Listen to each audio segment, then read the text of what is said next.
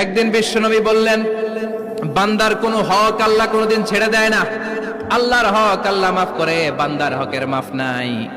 যদিও আমি নবী, আমার উপর যদি কোনো হক থাকে বলো, আমি দিয়ে দেব।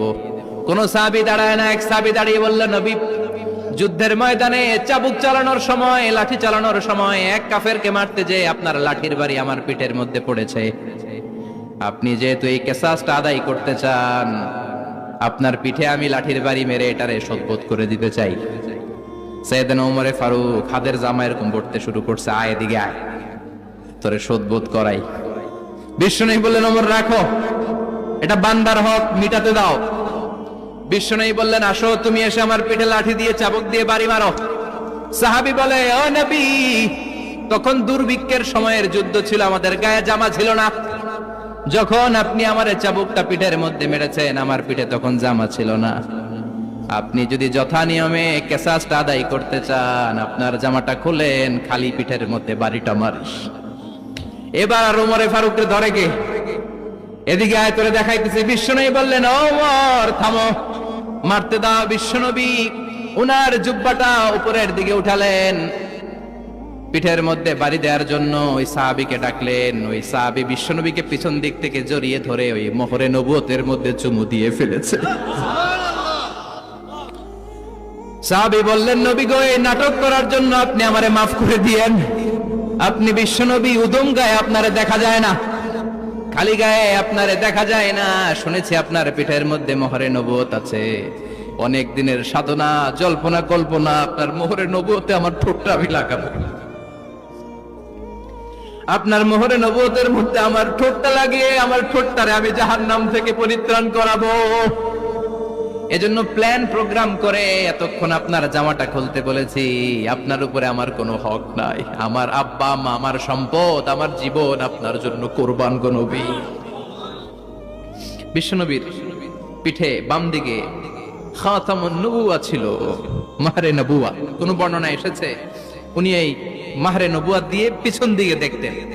বিশ্বনবী যখন নামাজ পড়তেন উনি বলতেন, ইস্তাকিমু ওয়া আতাদিলু ইয়ারহামুকুমুল্লাহ, কাতার সোজা করো, ফাঁকা জায়গা বন্ধ করে দাও,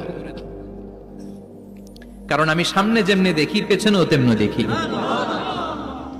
অনেকে বলেন বিশ্বনবী পেছনে দেখতেন এই মাহরে নবুওয়াতের জায়গাটা দিয়ে। এটা ছিল বিশ্বনবীর behind CC camera, behind close circuit camera. আল্লাহু আকবার। বিশ্বনবী ছাড়া কোন নবীর পিঠে এরকম মাহরে নবুয়া ছিল নাকি? কথা বলেন। এজন্য ওই নবীরে গালি দিলে সহ্য হয়? কথা বলেন, সহ্য হয়? আবিয়াদুল ইবতাইন, বগল ছিল শুভ্র সাদা। আমাদের বগল কি সাদা? দুর্গন্ধ, কুৎসিত, কালো, তাই না? বিশ্বনবীরটা কালো? কথা কন, শুভ্র সাদা। আমরা দোয়া করি এভাবে। বিশ্বনবী মাঝে মাঝে দোয়া করতে করতে বৃষ্টির জন্য যখন দোয়া চাইতেন, আরাফার ময়দানে যখন দোয়া চাইতেন, দোয়া করতে করতে হাতটারে উপরের দিকে করতেন। সবাই এরকম হাত তোলেন, সবাই হাত তোলেন। বিশ্বনবী মাঝে মাঝে আবেগের চোটে এইখান থেকে হাতটা এই জায়গায় নিয়ে যেতেন। সুবহানাল্লাহ।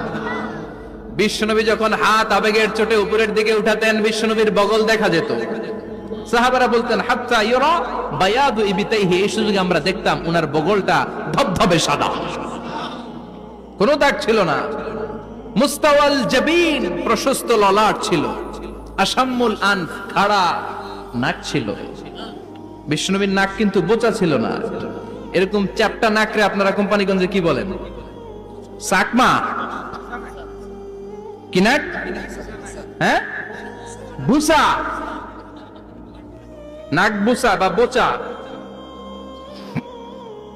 বিশ্বনবীর নাক এই চাকমা স্টাইলে নাক ছিল না, খাড়া ছিল, খাড়া নাক ছিল। সুবহানাল্লাহ পড়ে।